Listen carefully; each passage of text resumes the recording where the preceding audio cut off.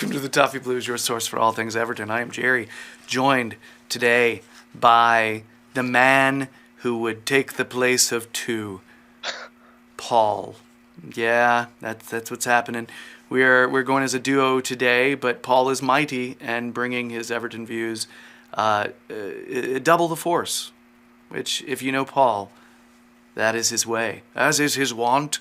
So, for a second, I thought that was a fat joke, but I'll let you go when I take the place of two.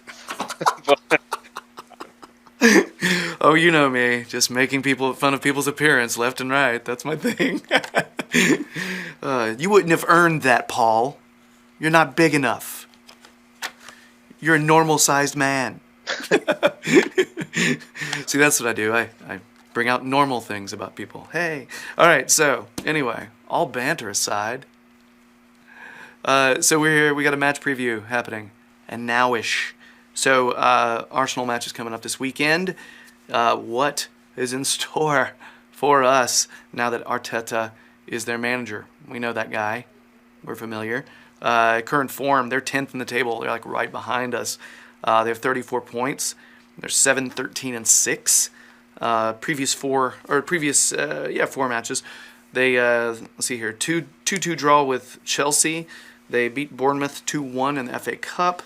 They drew 0-0 with Burnley, and recently their most recent match is a 4-0 win over Newcastle, which I think I'm not completely sure that 4-0 describes the match completely. I think maybe there's a couple of later goals there, but regardless, it was a good win for Arsenal, and maybe things are starting to take shape for Arteta, which is great now that we're playing them now. Hey, so possible starters: Leno, Bellerin, Mustafi, David Luiz, Saka, Dani Ceballos, who actually played it really well in the previous match, Granit Xhaka, Pepe, Ozil running in the middle, Aubameyang, and up top, Eddie Nketiah. So, Paul, give me some early thoughts on Arsenal in terms of, I don't know if you want to go with lineup, I don't know if you want to go with Arteta. Just take this where you want to go, my friend. Arsenal, they're having a very, very strange season.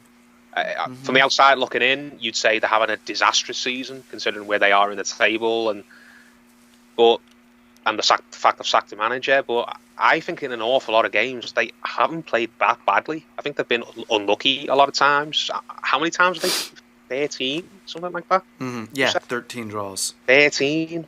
That's crazy. Do you know what I mean? And I'm not going to lie, I haven't watched them every single game, but I've watched quite a bit of them over the past few months, and I seldom ever remember thinking that they were really, really bad.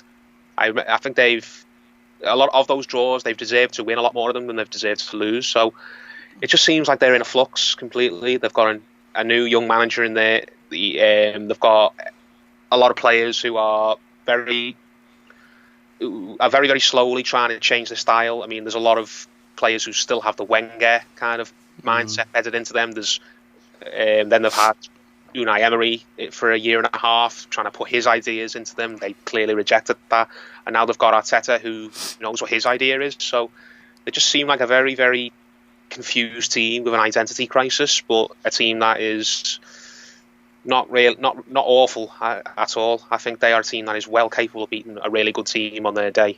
So yeah, a draw would be a good result for me here. Personally, we'll go into what we think the scores later on, but I've seen a lot of people saying, "Oh, we have to be winning this game. Arsenal are there for the taking." I agree. I think this game is very important for our ambitions to try and get into Europe, but I'm not going to confidently predict us beating Arsenal when they've got Aubameyang and Lacazette and Xhaka back in the team now with his head fully screwed back on. I just think this is going to be a tough battle. Yeah, I mean it is. I mean they're a good team, and I mean let's take a look at the match versus Newcastle. They scored 4 goals in the second half. 4 goals in the second half, and one of those had a move. The move leading to the third goal consisted of 35 passes, and like every Arsenal player was involved. Okay, so I feel like Yeah. if you want insight into what Arteta's trying to do, there's a really good example. Yeah, it's bringing back the old Arsenal magic, isn't it? They still know a few of their old tricks from when Wenger was there, and now Arteta's slowly trying to bring it back. As I said earlier on, you looking at that team, you would not think Unai Emery had been managing that team for a year and a half up until a month or two ago. They just seem to have totally rejected all of his ideas and what he was trying to implement. So, as I said, they're just a club who I think are a massive, massive unknown quantity, and a team that is either going to turn up and be absolutely brilliant, or they're a team that is just everything's going to go wrong for them. They're just a big, big question mark for me. Yeah, I mean, I think it's pretty valid, and I think it's also hard to say what we're going to do. I think we're equally a question mark. Been in good form, so I want to make sure this video is positive. Because, we don't want to be accused of being too negative here, even though some videos we're predicting 2 wins and a tie, and it's still too negative. But no, I mean, but I get it. Tonally, we do need to acknowledge the fact that Everton have been in pretty good form. All right, I think there's a lot of cautious optimism about that's in the air right now. It's like we look good. We don't want to get too carried away because not every match is overwhelmingly dominant. We're winning some that we don't fully deserve to win sometimes, and but the results are starting to kind of go our way a little bit more. And there's a lot of that is maybe some mentality is shifting. Being able to be put in the position to finish games off. So let's talk lineup, because I think recently I think this could be an interesting lineup, and I'm not sure. Is Walcott still injured? I'm not sure, but I assume so. I haven't Okay. seen anything. I haven't seen anything saying he's not injured. Put it that way. Like I have. I wasn't sure, man. I wasn't sure. I know that I have no idea if he's been training, and I know because we were recording this on earlier in the week, that they haven't really had their press conference to talk about it yet. So we'll find out, right? But I am assuming that Walcott is going to be injured and not able to play. But that's the way I'm assuming. So give us your starters, man. Pickford in goal, Sidibe at right back, Mina and Mason Holgate in the centre, Dean on the left. In the middle, Fabian Delph's back, isn't he? There's only as much as I don't like him, Fabian Delph, another guy I absolutely don't like at all. I know where you're going with this. Consider the options we've got. Morgan Schneiderlin. Ooh, interesting. Morgan Schneiderlin, yeah. I didn't know where you were going with that. Interesting. Keep going, bud. Sorry. Yeah. On the left wing, I would use Bernard. On the right wing, let's assume Walcott is injured. Okay. Mm-hmm. I would go with... I'd try Alex Iwobi. On the right? On the right. And on the right, yeah. And up top, I'd have Richarlison and Dominic Calvert-Lewin. Hard to argue with those strikers right now. I don't think you can really do anything else up top right now. Mine differs from yours a bit. Only when you got to that stumbling block, when you said Walcott out and you paused, that's where, I was sitting there just writing all the names down, and then I got to that and I wrote down Walcott. I'm like, wait. All right, so if he's hurt, I feel like we'll see Sidibe coming in at right wing. All right, I feel like that's what Ancelotti has been doing lately. I worry about doing that. I worry about Coleman starting at right back against a team with some pretty quick wingers. But I do.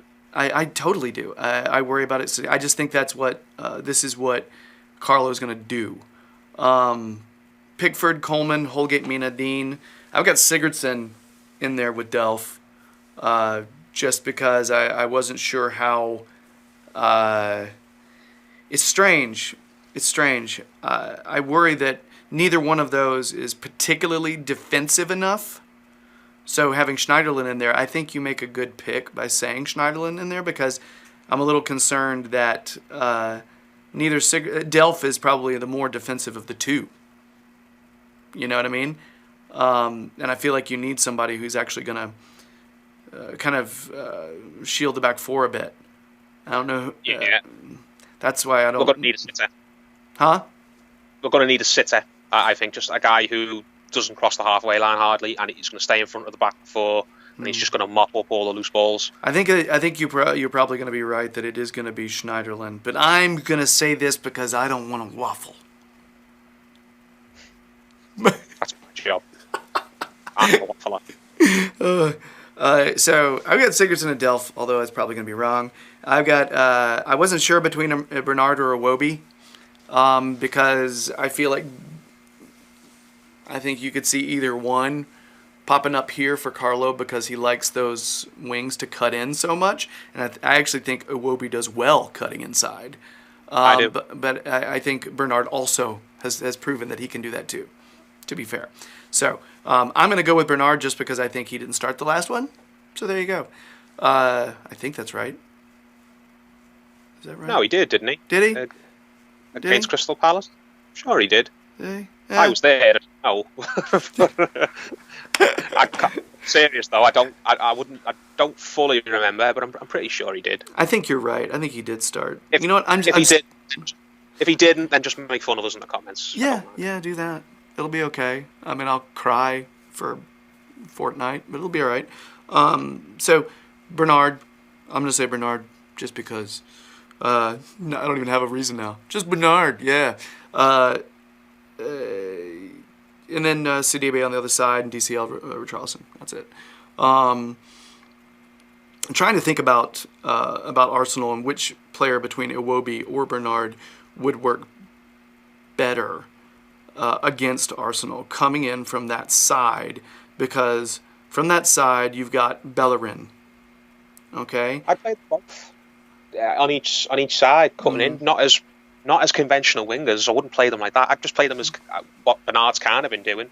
Yeah. They're kind of like wide number 10s, aren't they? They just kind of buzz around in that, that final 35 yards of the pitch sort of thing, or they get the ball in their own half and they carry it upwards. I don't think going down the line and whipping balls in, even though Calvert-Lewin's good in the air, is where we're going to get much joy. And plus, we rely on our outside backs to do that too. You know what I mean? Yeah. Our wingers usually cut in a little bit more rather than serving balls in, which gives us that threat down the middle that we were lacking for years, like plural years, because we were always perennially the team that whips balls in from the wing, and just the other teams can just stack a bunch of people in the middle and just clear it out. But that's not the case anymore, which is cool. So yeah,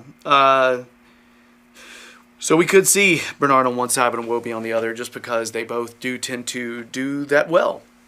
One thing to think about is the fact that I don't know how forward Coleman's going to be trying to get if he does play right back.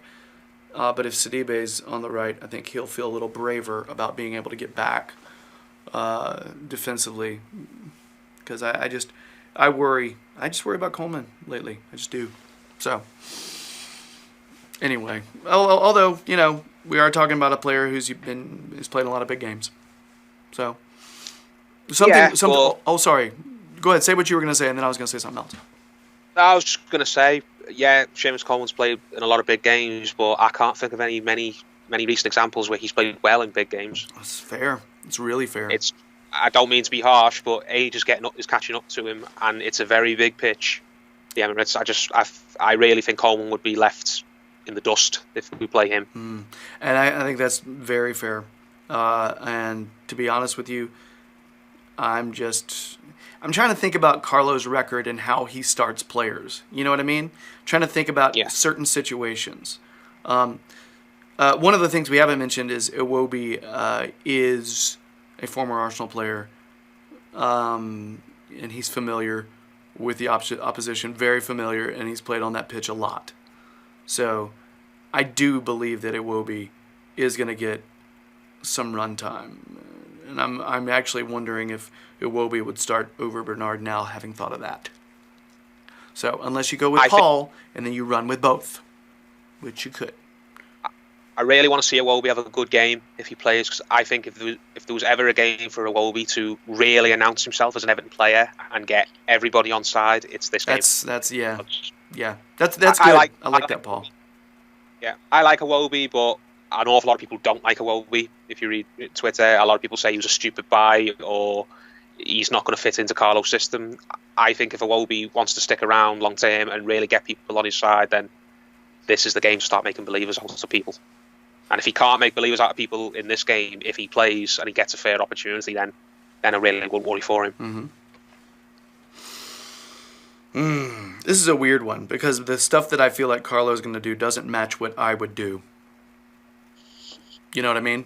So, because you're saying a lot of the stuff that I would want to do, but that kind of disagrees with what I feel like Carlo has done in the past. It's a strange one. It's a really strange one. And it would help if Walcott was healthy. That would kind of solve some of the questions. I wouldn't play Walcott even if he was. Really? I would go with Iwobi anyway. Over Walcott. Walcott's Carlo likes to play players where they play, though. You know what I mean? Like he hasn't played Richarlison on the right at all.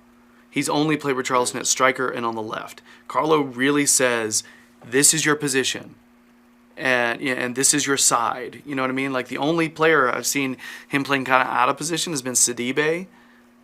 You know, playing that right wing, and that has actually, I think he's been doing that when he feels like we need a little bit more assurance on the right side, especially, and we usually do need more assurance on the right side if Coleman's playing. You know what I mean? That's why it's just a strange thing to figure out. I don't know. I'll be kind of psyched to see the starters. Because I feel like this is good. This is a good conversation. Trying to predict this. Yeah. Because everything you're saying, Paul, makes sense to me, my friend. Yes.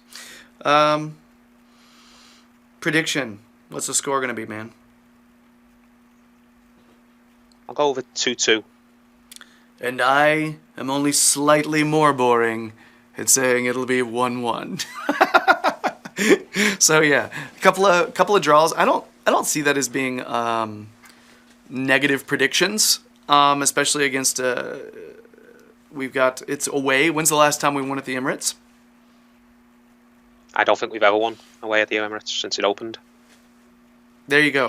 We've come close a couple of times and should have won there, but no, it's been open since 2005. I don't think we've won a single game there. So, as excited as I am every single time we play there, because I keep thinking this is going to be the year. Right now, I feel like Arsenal are starting to round into form, starting to have some belief in what their manager's bringing to the table. And I feel like we might see. I'll be really curious to see how attacking we go on this. You know what I mean? Like I wonder if we're going to be conceding a lot of possession in this one and trying to work on the counter, because I feel like Arteta is going to be trying to possess the ball a lot. You know what I mean? So yeah, which I think is going to leave us with not a ton of chances, but really love for it to not be the case. So yeah, I think we can see a couple of draws here. Both of us can see draws. So we'll see what happens. Right? Yeah. I mean, if this was 3 weeks ago, I would predict a win here. I'm just saying. All right. But I think we have. Here's a question: are we respecting Arsenal as an entity too much here? Just because of their history? Is that what we're doing? I don't think so. It goes back to what I said earlier on. I think a lot of people think they're worse than what they really are. At least in my opinion. I don't think that they are in as bad a state as their place in the table suggests, because I know they were in the bottom half until that last result against Newcastle. But look at the amount of games they've drawn. Yeah. They've lost less games than us. I think they've lost less games than. Am I right in saying they've lost less games than Chelsea? I think, really? Or maybe they've lost the same amount as Chelsea. I might be wrong there, but what I'm saying is there's not a lot in it between them and the teams that are right up the top, like Tottenham, Chelsea, Man United. I personally think they're a better side than Man United. And Man United are in the top 4 now, aren't they? After beating Chelsea last night. Yeah. Yeah. I mean, I don't know. Are they top 4 or they're really close? Really close. I think they're really close. I think. Yeah. Cool. Arsenal are not a team that are there for the taking at all. They're not as good as they were historically. They've got some problems. They've got some weaknesses that teams can exploit, but they still pack a really heavy punch if you let them land on you, to use boxing phrase. So, no, I think respecting Arsenal is the right way to go here. Okay. All right. So that's it for our match preview. We're picking a draw this weekend. We'll see what happens. I think hopeful of more. I mean, I feel like we go into matches with Carlo right now, and I feel like anything's possible every match. That's a good feeling. I like that. Anyway, if you're digging the videos, please subscribe to the Toffee Blues YouTube channel. We really appreciate it. If you want more Paul, well, check out his Twitter, why don't you? All right, he'll tell you when and where he'll be. He has a tendency to drop a lot of Everton content on the Toffee Blues website, so check out his work there. And he also brings the knowledge on Twitter, just his basic views on life. So you can check that as well. That's it. We're about to move on to the podcast. If you want to pop on over there, we're going to do a couple of lightning rounds. 10 questions for Paul, 10 questions for me. That'll be interesting. I have never done this before. Answered questions. Paul always likes to turn it around on me. So last time he gave me an American Everton quiz, so that happened. So this time I'll be asking him 10 lightning round questions, and he'll be asking me 10. We'll see what happens. All right? I'm sure everyone will be dumber after enduring. So, that's what we got. Much love to everybody. And, Paul, thanks a lot. I'll talk to you in just a little bit. Bye.